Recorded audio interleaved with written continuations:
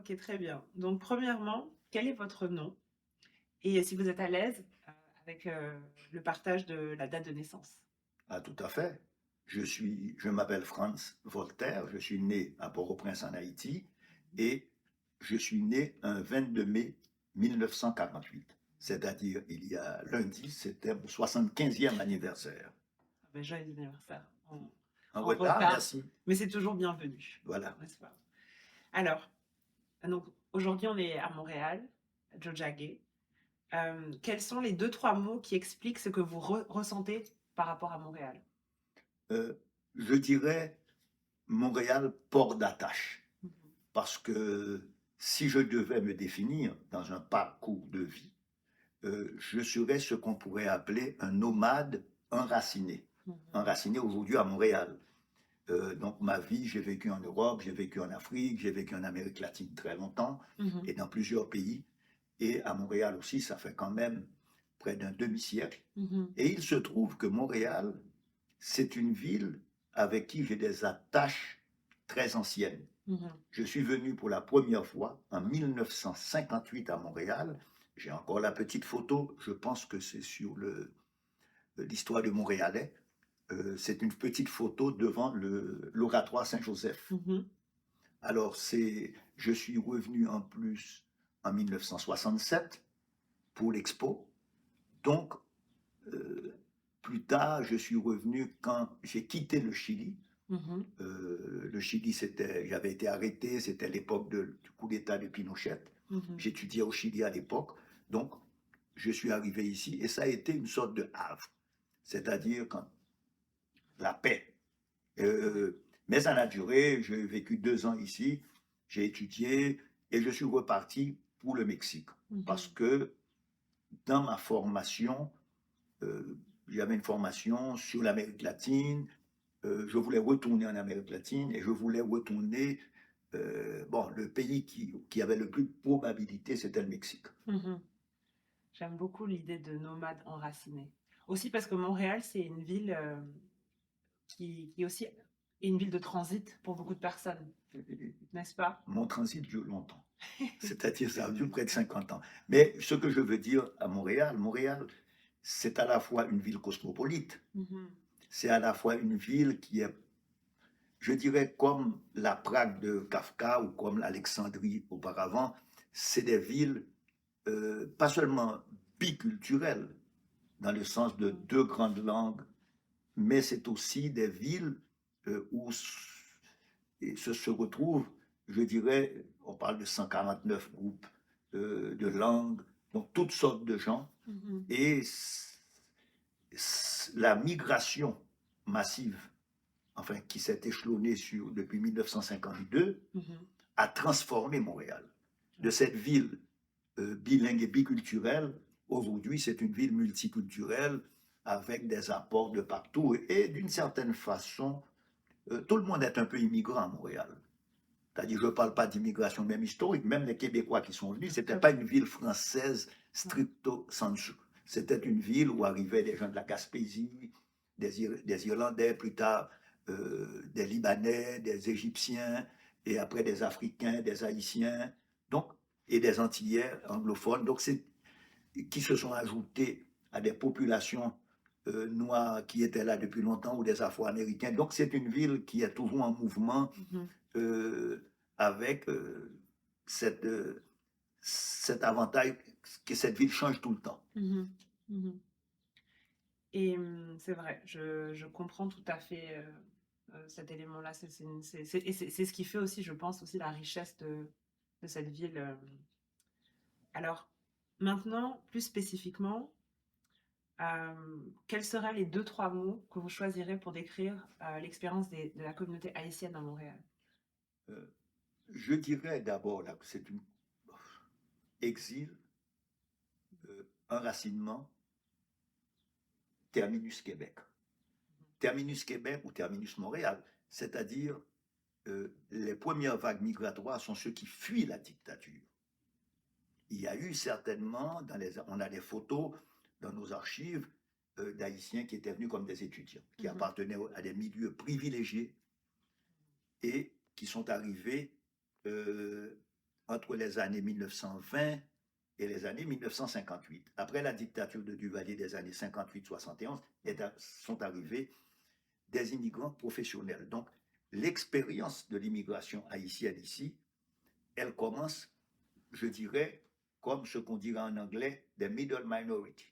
C'est pas une immigration pauvre qui arrive comme ça s'est passé dans le cas d'immigration des Afro-Américains ou des anglophones venus de la Caraïbe.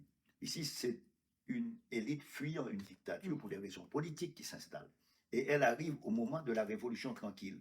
Donc, les gens arrivent, tout de suite, ils voient leur situation s'améliorer, puisque ils étaient profs, ils ont des salaires plus importants que ce qu'ils avaient chez eux, il y avait du travail, ils sont médecins, ils sont ingénieurs, donc ils se sont intégrés relativement vite.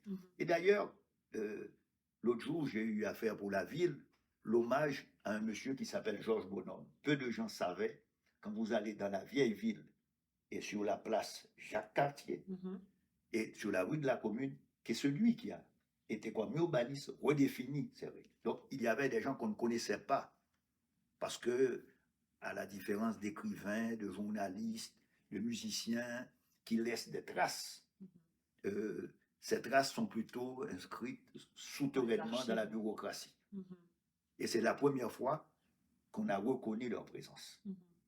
Et, dans ce sens, la deuxième vague, elle, est une vague venue plus populaire.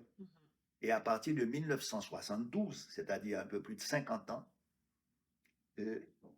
beaucoup d'exilés qui venaient de ce que j'appelle une certaine gauche, ou encore des prêtres, qui étaient des prêtres populaires, marqués par Vatican II, marqués par la mission sociale de l'Église, ont commencé à monter des organismes comme le Bureau de la communauté chrétienne des Haïtiens de Montréal, ou comme la Maison d'Haïti.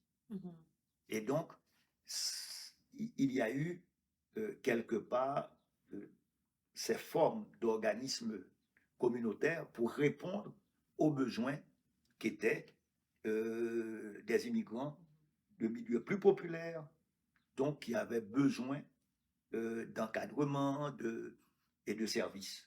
Parce que les organismes communautaires jouent un peu le rôle d'intégration des gens sur le marché du travail, parce que bon, quand vous arrivez, vous ne savez pas comment ça fonctionne, vous devez avoir des informations, et en ce sens, ça a été une deuxième vague. Mais sont arrivées des vagues successives. Pour synthétiser, je dirais, troisième moment, c'est 1986. 1986, c'est la chute de la dictature des Duvalier, donc les gens pouvaient retourner en Haïti. Alors, effectivement, il y a ceux qui sont revenus, les plus vieux, et puis il y a tous les autres qui étaient nés ici, qui vont, et c'est pourquoi je parle d'enracinement, qui, eux, ne connaissaient pas Haïti. Enfin, pour eux, Haïti, et jusqu'à présent, je crois, essentiellement, c'est la nourriture, c'est un moment symbolique comme la fête du drapeau, bon, dans lequel ils se reconnaissent comme partie d'une communauté. Et c'est très différent des premiers qui, eux, avaient grandi, étudié en Haïti, et avaient la nostalgie, peut-être pas du pays, peut-être de leur enfance. Parce que, en fait, on a des fois, on pense qu'on a une nostalgie du pays, mais en fait, on a une nostalgie d'un pays qui a disparu, qui s'est transformé. Et donc, on a une nostalgie de notre propre enfance, de comment nous avions vécu. Et nous les vivons tous au même moment. Je dirais aussi que à partir de ce moment, les gens ont commencé à poser la question de leur intégration. Ceux qui étaient nés ici arrivaient à l'âge où ils n'avaient pas le choix à faire, ni les souvenirs de retour dans le pays. Et on a vu peu à peu, bon, les gens se positionner et commencer à intervenir. D'abord, au niveau politique, les gens commençaient à voter, les gens commençaient à se positionner. Des fois, les gens leur disaient, mais vous allez être candidat, vous savez, on vous a mis, par exemple, un noir, on vous a mis candidat à Westmount. Bon, vous savez que vous n'avez aucune chance. Mais en fait, moi, je le prenais autrement. Je pense que les gens ont fait l'apprentissage du politique, du fonctionnement des institutions, et ça, c'est un marqueur différent. Et aujourd'hui, on le voit. C'est-à-dire, je prendrai un exemple d'un ami. il est mort, c'est Émile Ollivier, écrivain. Il a eu le prix du livre de Montréal, professeur à l'Université de Montréal. Il fait partie de cette première génération. Et aujourd'hui, sa fille, Dominique, c'est elle qui est présidente du comité exécutif de la ville. Donc, Émile, quand il était arrivé ici, il avait quitté Haïti, il était à Paris, il est venu ici, et un écrivain québécois qui était marié à une Haïtienne, il se retrouve devant un cinéma et il dit, Émile lui dit, moi je suis venu, en créole on dit parer la pluie, c'est-à-dire on est venu nous protéger momentanément du désastre qu'il y avait en Haïti, du désastre politique. Et je vais revenir. Et le type lui a dit, tu sais, tu viens d'arriver, tu es au cinéma, tu vas lundi matin chercher du travail, et possiblement, dans 30 ans, tu seras avec ta petite fille ici. Bon, c'est des destins qui changent aussi. Parce que lui, il était haïtien, donc il ne pensait que, bon, c'est... Et il est arrivé ici, il avait plus de 25 ans, sa femme aussi, donc mais peu à peu, il va s'intégrer. Il va faire des études de doctorat, il devient prof permanent, il écrit des romans. Et son roman, à mon avis, le plus évident, il a des romans qui se passent en Haïti. Mais le roman qui a eu le prix de la ville de Montréal s'appelle Passage. Et Passage, c'est quoi? C'est un écrivain qui quitte ici, qui va à Miami, et qui rencontre des gens, des boat people, etc. Donc, quelque part, lui-même, il avait cette phrase, il disait que les Haïtiens, nous étions Québécois le jour et Haïtiens la nuit. Bon, la nuit, c'est nos cauchemars, nos rêves, pour ceux qui l'ont vécu. Donc, je crois qu'effectivement, on est dans une phase de changement. Oui, oui. C'est intéressant ces questions d'ancrage identitaire et de comment, par la suite, ça définit ou non les trajectoires de vie et d'arrivée ou de départ. Ouais. Effectivement, parce qu'il y a aussi un autre phénomène par rapport au Québec et au Canada. Montréal est à 1000 km de New York. Or, on est dans une immigration qui n'est pas liée à un seul pays. C'est une immigration aussi qui vit au moment de la révolution technologique. C'est-à-dire, ceux qui sont arrivés avant devaient écrire des lettres pour te contacter, que ce soit le pays natal, que ce soit le cousin qui est allé là. On a tous des cousins, des frères, des sœurs qui habitent à New York. Et pendant très longtemps, un sociologue, André Courtine, parlait de cette transnationalité. C'est-à-dire qu'on avait... on nous demandait de nous définir par rapport à une identité. Étions-nous haïtiens, québécois, mais nous étions sur un monde de la marge. C'est-à-dire, on devait réapprendre des langues, mais c'était les langues. Cette langue qu'on parlait à New York, c'était l'anglais, donc c'était aussi une des langues qu'on parlait ici et que c'était un atout. Donc vous étiez à quoi? C'est-à-dire 8 heures de route en voiture. Et si je prends mon exemple, mon ex-femme, elle enseigne à New York, elle est haïtienne. Enfin, elle et ma fille, une de mes filles est née à New York. Et on faisait le trajet tout le temps. Enfin, moi, je faisais le trajet parce que j'étais à l'université ici enseignant. Elle enseignait à New York. Bon. Et donc, on vivait dans un réseau, dans des réseaux multiples. Ma sœur vit à Miami, une autre sœur vit à Miami, une sœur vit à New York. Donc, c'est très complexe. C'est très complexe à réconcilier. Peut-être pour les... Non, on ne le vivait pas comme un drame. C'est-à-dire, moi, j'ai toujours vécu ça comme un atout, comme un avantage. Et parce qu'il y a un arbre dans l'océan Indien qu'on appelle le banyan. Le banyan a des racines aériennes et plusieurs racines. Donc, je dis, la vie m'a donné plusieurs racines, sans que j'ai à choisir. Parce qu'en même temps, par ma formation, j'enseignais sur l'Amérique latine. Et donc, j'ai toute cette partie que j'ai absorbée de la culture latino-américaine et qui fait que je peux me sentir comme un poisson dans l'eau si je suis à Cuba. Peut-être pas partout. Dans beaucoup d'espaces. Peut-être dans certains espaces andins, j'ai plus d'éloignement. Mais dans l'espace caribéen, hispanophone, bon, moi, c'est-à-dire les Cubains, je me sens très bien là-dedans, comme en République dominicaine. Je peux avoir des problèmes politiques avec eux. Je peux, mais dans la rue, et C'est des environnements Personne ne... connus. Oui, et puis personne ne peut me distinguer que si Ouais. j'étais l'un d'entre eux, peut-être. Ouais. Et comme j'ai vécu très longtemps en Amérique latine, Mhm. j'ai même plus l'accent. Combien d'années vous avez fait en Amérique J'ai latine? passé 6 ans au Chili, j'ai fait 2 ans au Mexique. Si je mets les autres pays où je circulais, 2 autres années, ça fait quand même près de quoi, 6, 8, 10 ans. Mhm. C'est quand même un septième de ma vie. Ouais. Et comme j'enseignais, donc j'étais toujours dans tous ces pays. Donc, évidemment, je me sens plus proche d'un Cubain ou peut-être que d'un Portoricain que d'un Argentin. Il y a quand même des éloignements, mais en fait, on ne circule pas. Mhm. C'est fascinant. Alors là, maintenant, France, je vais vous poser des questions concernant vos implications communautaires. Et la première chose que j'aimerais vous poser, c'est j'aimerais savoir ce que vous aimeriez que les gens sachent sur l'endroit où vous avez grandi. Moi, j'ai grandi à Port-au-Prince. Oui. Et plus tard, mes parents ont déménagé dans un faubourg de Port-au-Prince qui s'appelait Côte-Plage. C'était près de la mer.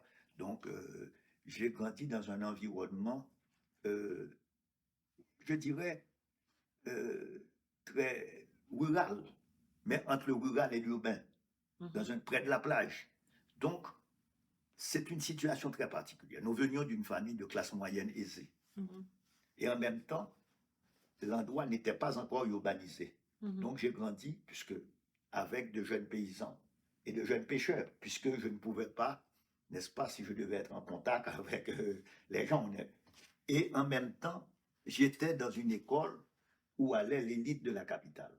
Donc je crois que ma prise de conscience des inégalités sociales, des problèmes, vient de là aussi. C'est-à-dire d'avoir vu ces deux mondes. D'avoir côtoyé. J'ai encore son nom, je pense qu'il doit être mort peut-être maintenant, il s'appelle Dolé, c'est-à-dire quelqu'un qui venait de la paysannerie en train de s'urbaniser. Et en même temps, j'allais à l'école avec des gens qui appartenaient aux élites. Mais en même temps, cette école, qui était une école religieuse, qui était la meilleure école de la capitale, elle pratiquait la mixité. Parce que elle recrutait des fils de paysans, elle recrutait quelques fils chez les élèves. Donc on est dans une situation très particulière. Je pense que c'est ce qui peut-être a marqué ma sensibilité personnelle. Bien sûr. Et donc, je ne sais pas vraiment, j'étais dans tout cet environnement. Et plus tard, ma famille, quand il y a eu des grandes migrations qui sont venues de province, on est allé à la montagne. Là encore, c'est la même situation qui s'est reproduite. Les gens venaient en vacances.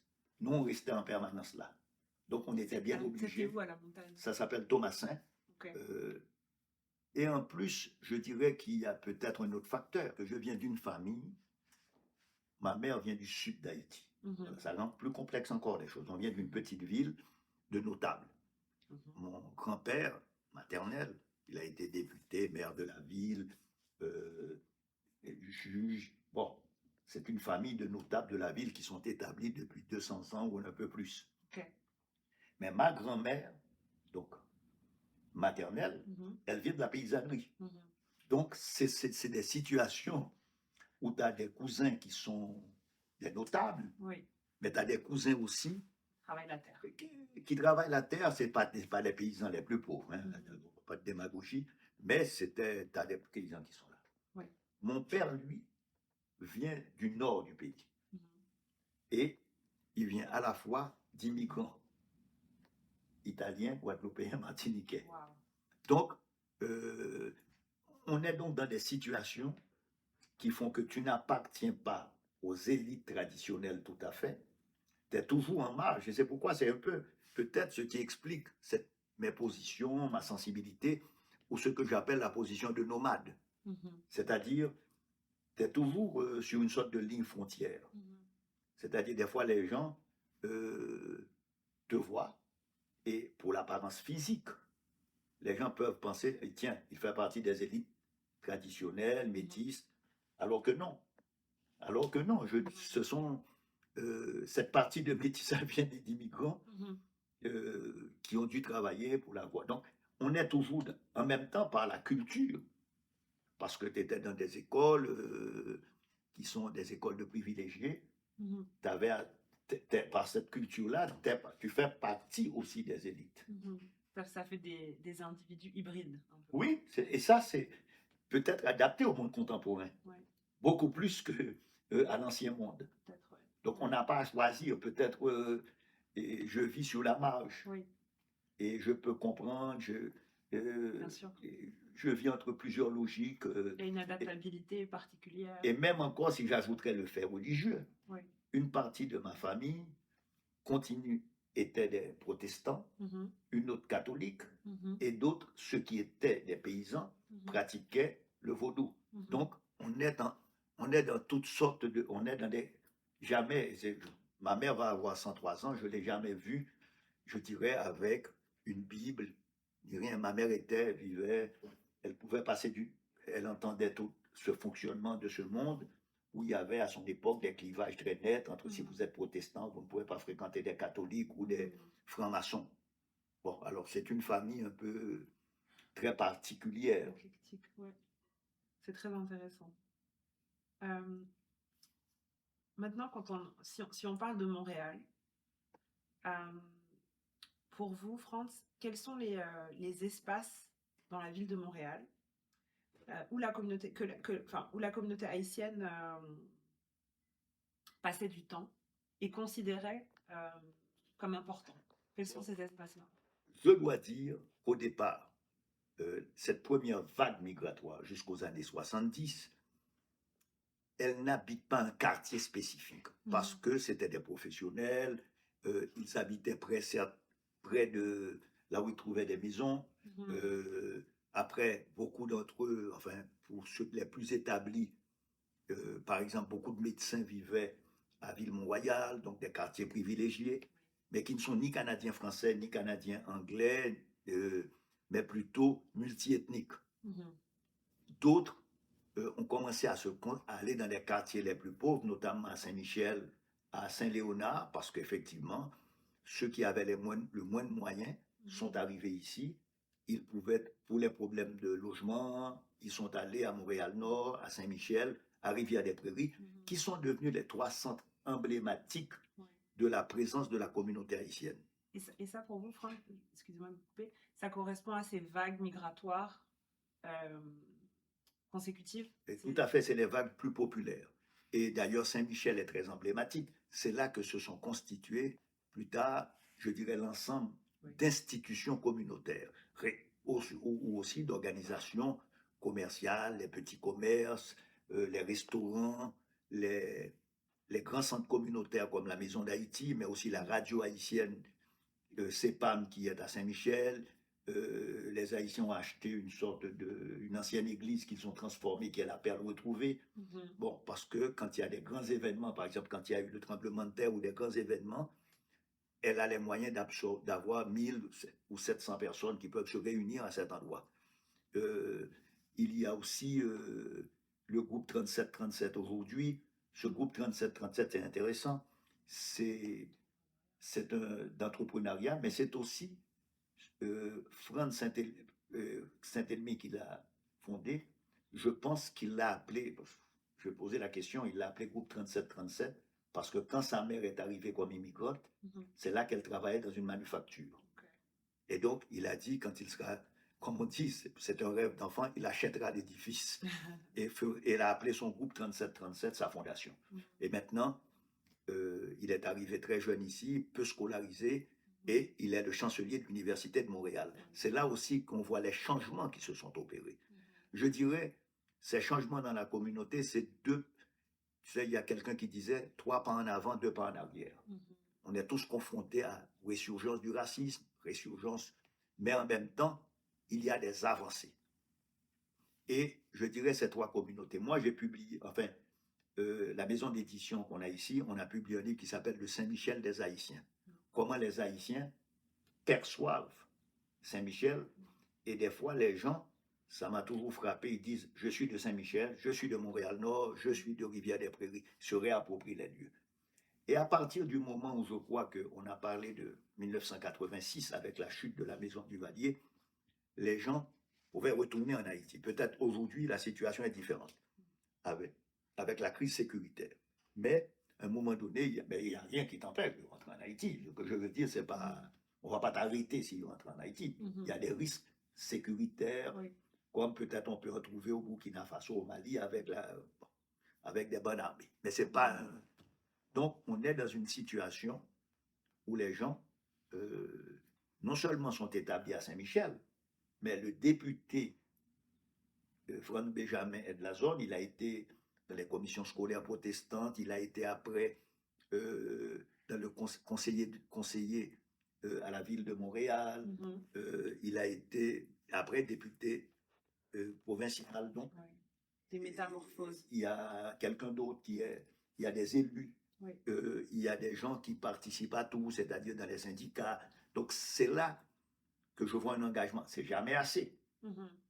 Parce que on peut penser qu'effectivement, les populations afrodescendantes, nous ne votons pas assez, nous ne pressionnons pas assez. On n'est pas assez politisé. Oui, mais en même temps, c'est faux. Il y a des transformations. C'est-à-dire, les gens ont commencé à s'installer dans des quartiers et à se réapproprier le quartier, à développer des narratifs parce qu'ils ont fait leurs écoles là, ils ont été là.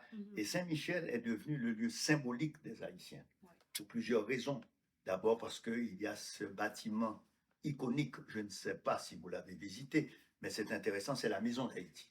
D'abord, elle porte le nom et c'est un très beau bâtiment que les Haïtiens qu'ils ont construit et qui non seulement donne des services communautaires, mais aussi la directrice, Madame Villefranche, a eu la bonne idée de construire un centre des arts qu'il loue des fois à la ville, parce qu'effectivement, Saint-Michel, si vous connaissez, il y avait un peu un désert culturel, mais en fait, puisque les organisations culturelles sont toutes centrées vers Montréal, et là, ça a permis à des jeunes de pouvoir s'exprimer.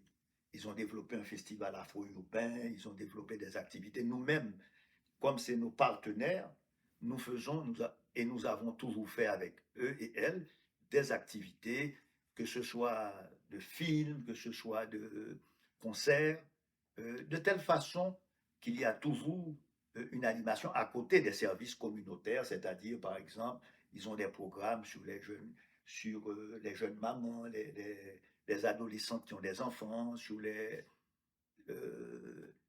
il y a quelqu'un qui est chorégraphe, qui vient faire danser les filles, les faire bouger. Puis c'est aussi un lieu de rencontre, parce qu'il n'y a pas seulement des Haïtiennes, il y a aussi des Africaines, il y a aussi des Maghrébines, et il y a aussi des fois, une amie me racontait, elle me dit, des fois, par exemple, ces filles qui viennent danser, les Haïtiennes n'ont pas le problème si des hommes viennent et pendant qu'elles dansent.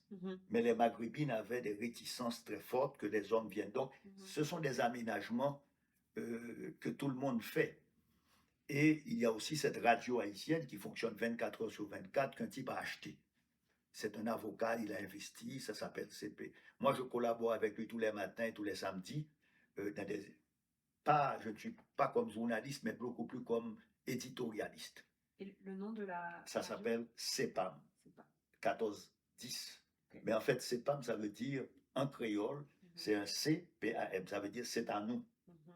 Tu vois, CEPAM, c'est à nous. Donc, symboliquement, les gens retiennent le nom en créole, même si la radio ne fonctionne qu'en français, parce que si elle fonctionnait en créole, elle éliminerait peut-être un auditoire plus jeune. Oui. Bon, eux-mêmes, ils louent des fois les émissions. Je suppose que pour maintenir, elle loue à des pasteurs protestants, elle loue à d'autres gens elle loue à des émissions sur l'Afrique ou des émissions sur la République dominicaine. Il y a aussi donc l'appel retrouvé qui est une ancienne église que les gens ont achetée et qui organise des événements, mariages. C'est des groupes qui ne peuvent pas louer un hôtel, peuvent louer la salle à bon marché pour organiser des funérailles, des mariages ou toutes sortes d'activités là-dedans. Donc, Saint-Michel, il y a quand même un minimum d'institutions qui l'identifient. on a le même, bon, on a il y a moins d'institutions à Montréal-Nord. Mhm. Mais à Montréal-Nord, la municipalité a pris des mesures. Par exemple, il y a la bibliothèque qu'il vient d'inaugurer, qui s'appelle Julio Jean-Pierre, c'est le nom d'un écrivain haïtien. Mhm. Et là, on aura une exposition, nous, par exemple, au mois de juillet à septembre. Nous, on collabore avec eux. Parce qu'effectivement, là où on est Ce mois situé, de juillet qui est... ça commence le 6 juillet, ça finit le 6 septembre. D'accord. Mais comme on n'est pas dans un quartier défavorisé, on est dans la vieille ville, nous, des activités publiques, on les fait dans les quartiers. Mhm. Donc, on a eu des expositions à Rivière-des-Prairies, à Montréal-Nord et à Saint-Michel. Donc, c'est le développement, à mon avis, ce qui est important, de partenariat. Mhm. Et il faut abandonner l'idée, peut-être, d'une activité centralisée des communautés noires. Les communautés noires sont multiples. Elles viennent d'histoires différentes, elles habitent des zones différentes. Mhm. Et c'est une illusion de penser que Tout le les monde gens est- vont se trouver, parce que quelqu'un qui est dans Montréal-Nord, il ne va pas aller facilement au West Island. Bien sûr. Mais par contre, on peut réaliser des activités conjointes. Mhm. Et d'ailleurs, il y a un centre qui s'appelle la SDJ, qui s'occupe des jeunes des Mhm. minorités noires, Mhm. qui est installé à Montréal-Nord, à Jarry, près de Saint-Michel. Eux, ils regroupent 52 organismes des communautés noires, africaines, haïtiennes et tout. Ils financent des activités et ils ont un observatoire sur les jeunes noirs. Donc, ils développent des activités conjointes avec leurs membres. Mhm. Donc, il y a, je dirais, une réappropriation du territoire par ces communautés qui font qu'ils puissent s'identifier à ces communautés. D'ailleurs, Montréal-Nord nous a offert pour la nouvelle bibliothèque qu'ils vont monter un espace de médiation culturelle. Évidemment, on ne peut pas transférer la bibliothèque parce que la bibliothèque, les archives constituent, je dirais, l'essentiel des archives de nos communautés. Donc, on est en train de développer plusieurs programmes. Des fois, il faut expliquer, ça prend du temps. Par exemple, je vais prendre un programme que je suis en train de monter, mais ça demande de l'explication. À la radio, aller rencontrer des fois des organismes, de leur dire, écoutez, ça m'intéresserait, les cartes de mariage. C'est parce que quand les gens se marient ou quand ils meurent, ils ont des cartes. Le type, la première personne me dit, mais qu'est-ce que tu veux faire avec ça? Je dis non, une carte n'a qu'un intérêt anecdotique. Par contre, imaginez que j'avais 1000 cartes de mariage. Je peux voir est-ce que les gens se marient dans les mêmes groupes ethniques. Je peux voir est-ce que les gens sont de même religion. Je peux voir quel est leur lieu d'origine. C'est comme aussi les actes les papiers de décès. Parce qu'en général, tu dis, voilà, un tel, il donne toute sa famille, et tu dis, tiens, il y a des intermariages, il y a des gens là. Et donc, ça nous permet de comprendre mieux nos communautés. Et je crois que quelque part, pour le futur, et surtout pour les communautés récemment arrivées, les Haïtiens, ça fait presque déjà 80 ans ou 100 ans qu'ils sont ici. Mais pour les communautés africaines qui sont des fois éparses, ce serait intéressant d'avoir ce qu'on a fait, par exemple, pour les réfugiés politiques. On a fait, avec l'Université Concordia, un programme d'histoire orale. C'est-à-dire, on a interrogé une trentaine de personnes qui racontent leur vie en Haïti, pourquoi ils sont venus au Canada comme réfugiés politiques et leur installation au Canada. L'idée de faire aussi la trajectoire d'Haïti est importante parce que dans le narratif dominant, quand on parle de quelqu'un, on pense que tu as un livre en blanc. Tu es arrivé et que ton histoire commence avec ton arrivée ici. Or, si tu reprends cette histoire, c'est beaucoup plus riche, ça donne aussi des conditions dans lesquelles tu es arrivé. Donc, et ça, on l'avait essayé avec un livre qu'on a fait sur le premier policier noir du Québec, Édouard Anglade. Et avec Édouard, on a sorti un livre qui s'appelle Nom de code Mao. Il a quel âge maintenant? Il est mort. Il est mort. C'était mon cousin. Donc, il y avait... Et l'idée, il raconte dans le premier chapitre sa vie en Haïti, d'où il vient. Et donc, le deuxième chapitre, il passe son arrivée à Montréal, voilà, l'adaptation, son entrée dans la police. Et lui, c'est intéressant parce qu'il a reçu 2 prix du gouverneur général, il a reçu des médailles de l'Assemblée nationale, parce que à l'époque, comme il n'y avait pas de policiers noirs, il a infiltré les mafias montréalaises. Parce qu'on ne pouvait pas penser qu'un noir était policier, c'était pas possible. Donc, euh, on l'a présenté comme un Américain noir, un Afro-Américain qui venait faire du trafic. Donc, il a identifié tous les gens. Le livre est intéressant parce que le livre révèle aussi, dans un de ses chapitres, sa conception de la police et les conflits qu'il a eus au sein de la police. Il était dans le poste, je crois que c'est 24, c'était le poste 9 à l'époque, et c'était près de la Petite Bourgogne. Et là, lui, il avait une conception de développer des rapports avec les jeunes de la communauté noire, les gens des communautés. Et, et là, on voit comment opérait la police. Le lieutenant qui contrôlait le poste a eu des conflits avec lui parce que lui, il disait, moi, c'est très simple. La police, c'est le maintien de l'ordre. Et pour moi, les Noirs font partie des groupes criminalisés.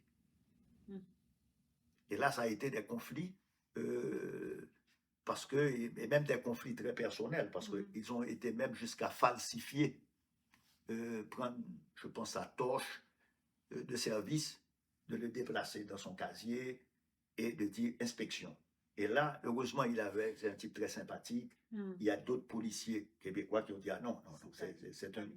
Donc, quelque part, le livre est intéressant parce que ça s'appelle Nom de code Mao. Pas parce que Mao Tse-tung, mais c'est Mao qui est un nom africain. Donc il avait pris et il a pu montrer comment une conception d'une police plus communautaire qu'une police répressive. Et là, France, on parle de quelle année à peu près? Ah, ben, le livre a été publié en 1994. Lui, il est arrivé ici en 1964. Attends, il est né en 1944, oui, c'est bien ça. Il est arrivé à 20 ans. Et donc, et il est rentré dans la police en 1974, en janvier 1974. Donc, c'était effectivement... Et il savait qu'il devait ouvrir la voie à d'autres. Donc, quand tu gères cette situation, c'est particulier parce qu'en même temps, même quand tu es tout seul, tu as des provocations, tu as toutes sortes d'affaires à éviter parce que le groupe fait corps. C'est-à-dire que tu es un intrus pour eux. Donc, et tout ça, on peut le mettre comment les gens s'adaptent et s'ajustent.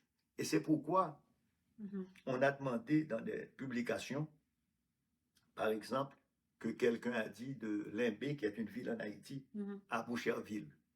C'est une trajectoire. Il y a un médecin qui a écrit de Jacmel à Montréal.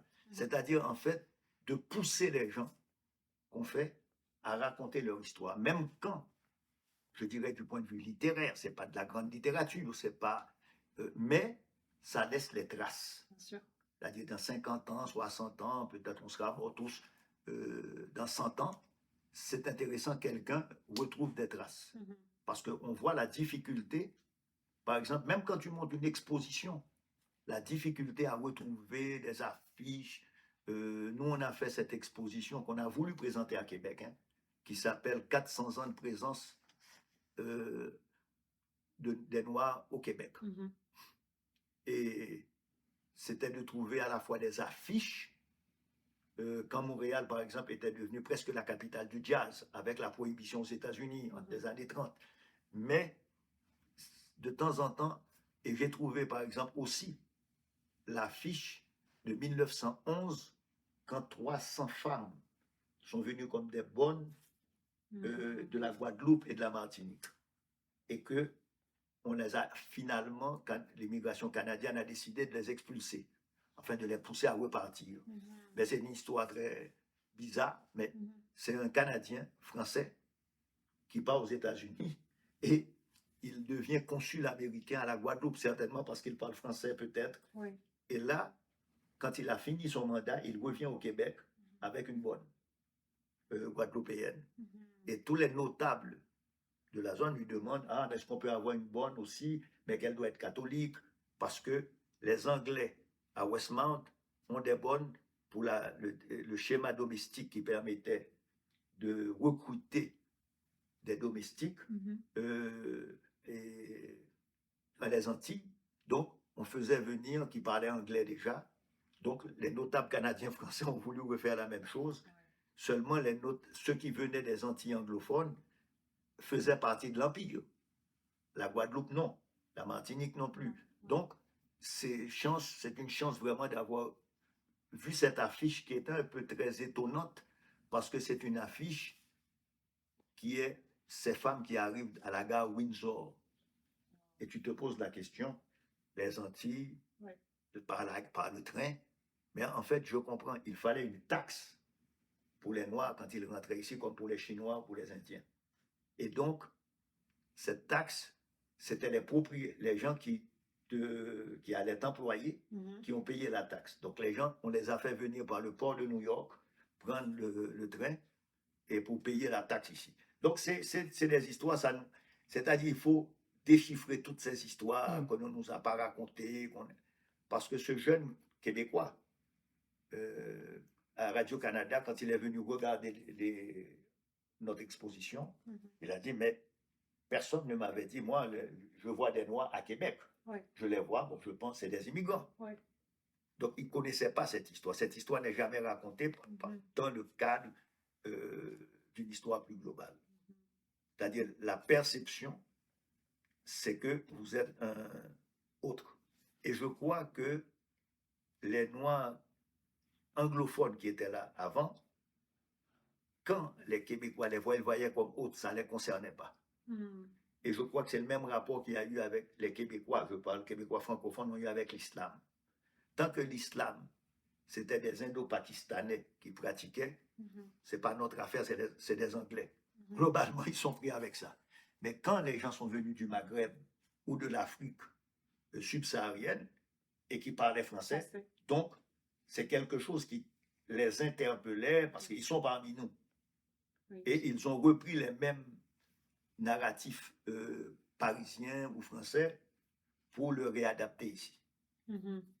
Donc, pour moi, les communautés ont dû affronter ça. Et puis, au départ, les rapports entre anglophones et francophones des communautés noires, c'était très peu de gens se fréquentaient dans les quartiers parce que les Haïtiens, majoritairement, sont allés dans l'Est, pendant que les anglophones vivaient dans l'Ouest. Ouais.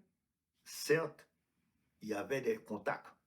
Je pense par exemple à une des fondatrices de la Maison d'Haïti, Madame Adine Chancy, qui était prof d'anglais et qui avait vécu à la Jamaïque. Donc quand elle est venue ici, elle pouvait, avec les associations des femmes noires, elle pouvait rentrer là-dedans. Et il y a eu quelqu'un, c'est une femme extraordinaire, moi j'ai travaillé avec elle un temps, c'est Madame Juanita Westmoreland.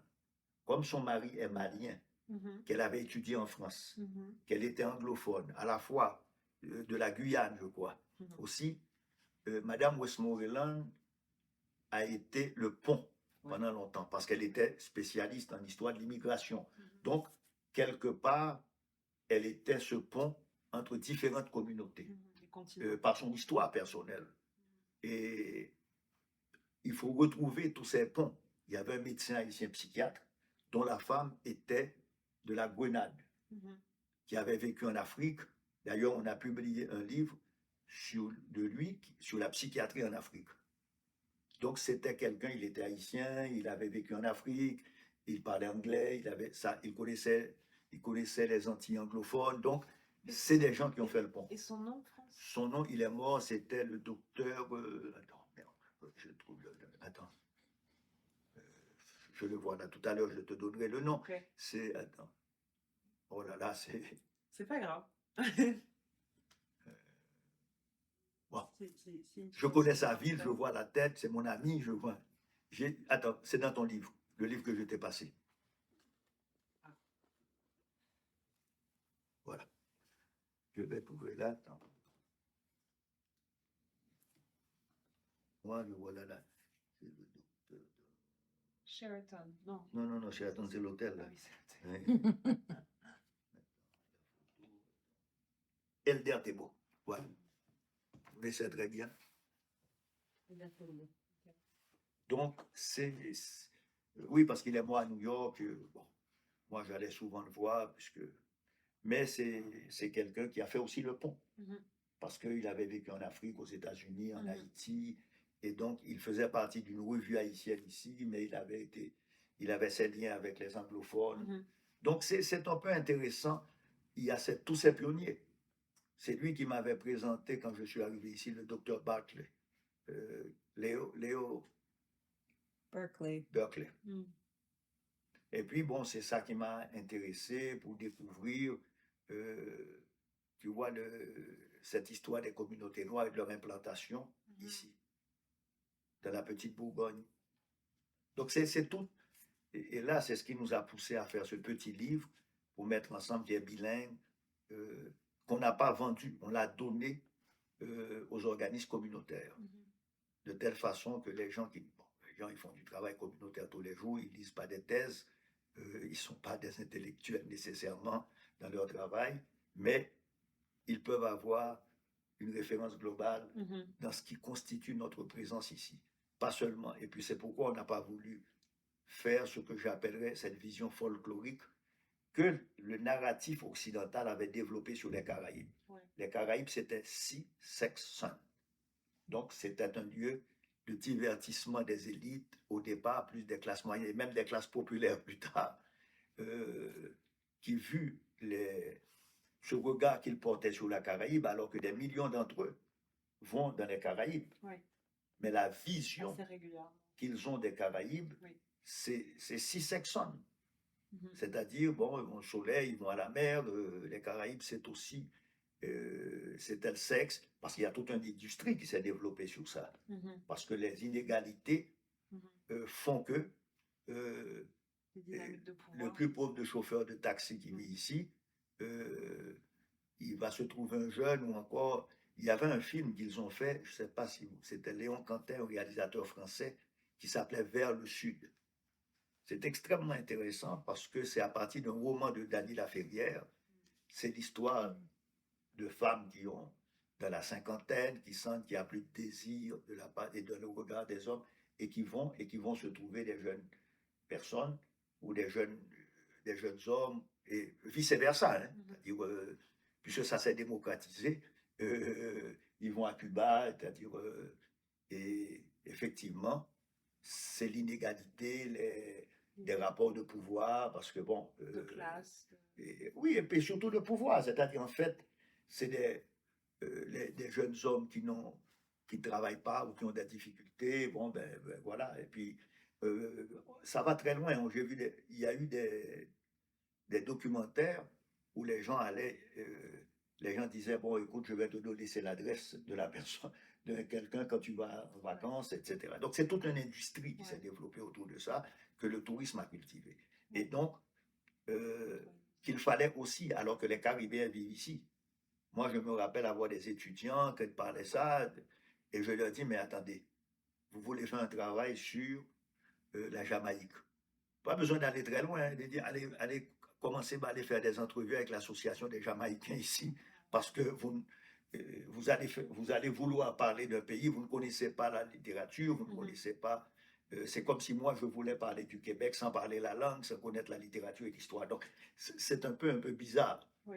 Mais bon, je crois que de plus en plus, parce qu'il y a de plus en plus d'intellectuels, de plus en plus d'écrivains noirs, le narratif commence à changer. Oui.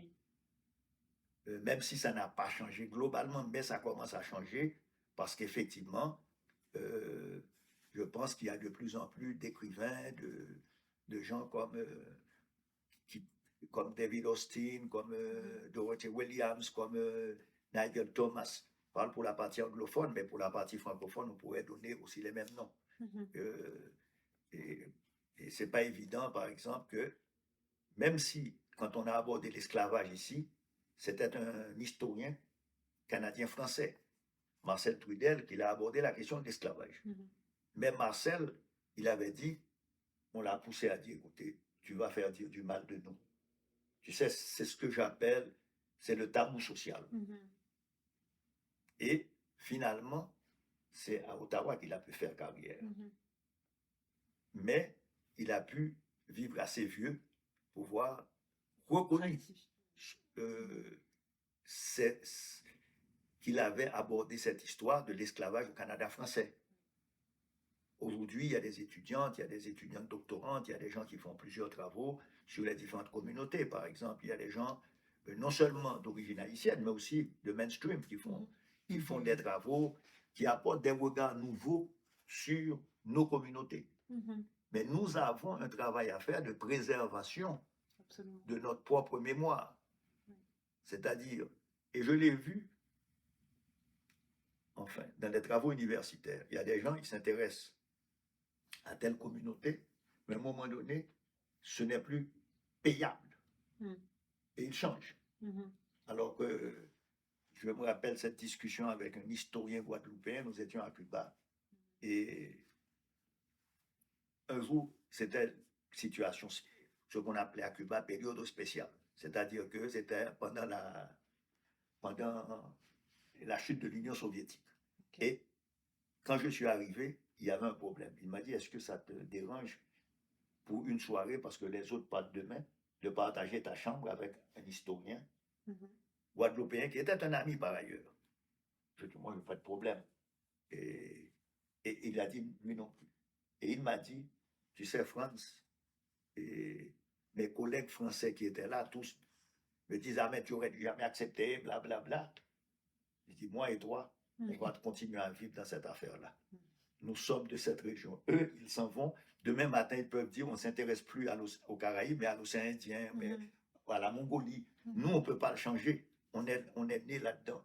Donc, je crois que quelque part, nous avons un travail à faire de protéger notre patrimoine, de sensibiliser les gens au patrimoine. Moi, ça fait des années que j'ai commencé sur la question du patrimoine visuel, la photographie. Et puis, je me suis rendu compte qu'au bout de 10 ans maintenant, les gens qui jetaient les photos, qui ne les conservaient pas, comprennent la valeur de tout cela. Et des archives que je dirais familiales. Ouais. Parce que ça permet de reconstituer une histoire, de marquer notre présence ici. Parce que, pour reprendre les mots d'un historien haïtien qui est mort, qui s'appelait Wolf Trouillot, il a écrit un magnifique ouvrage qui s'appelait Silencing the Past. C'est-à-dire, quand vous n'êtes pas, on ne parle pas de vous, vous n'existez pas. On le voit dans la télévision, on le voit partout. Et on le voit dans le traitement inégal qui est fait. Par exemple, regardez le traitement qu'on donne à l'Ukraine, comparativement au traitement qu'on donne à l'ensemble des autres pays. Regardez le traitement. Donc, quelque part, le narratif dominant continue d'être dominant. Donc, il faut le casser. Il faut venir avec un autre narratif. Et que nous ne sommes pas simplement, je dirais, des objets de l'histoire, nous sommes aussi des sujets de notre propre histoire. Nous ne sommes pas simplement des gens qui ont été vaincus et qu'on a vécu dans la plainte. Mais regardez le discours dominant aujourd'hui qui se présente comme anti-woke. C'est-à-dire, il y a une inversion dans le sens où on dit, vous voulez arrêter la liberté de parole, la liberté d'enseigner, comme si on avait le pouvoir. C'est-à-dire, donc on vous dit, vous voulez, nous n'avons plus, voilà, c'est le mythe de l'homme blanc maltraité. Alors que tu dis, mais regardez les gens qui dominent dans la politique, dans les affaires, dans les universités. Quelqu'un a pris, il dit, oui, mais maintenant tout est beau. Ouais, on instrumentalise. Le type, il dit, il n'y a pas 1% de gens et dans des départements qui ne reçoivent même pas beaucoup de ressources qui parlent. Alors que le discours dominant est autre.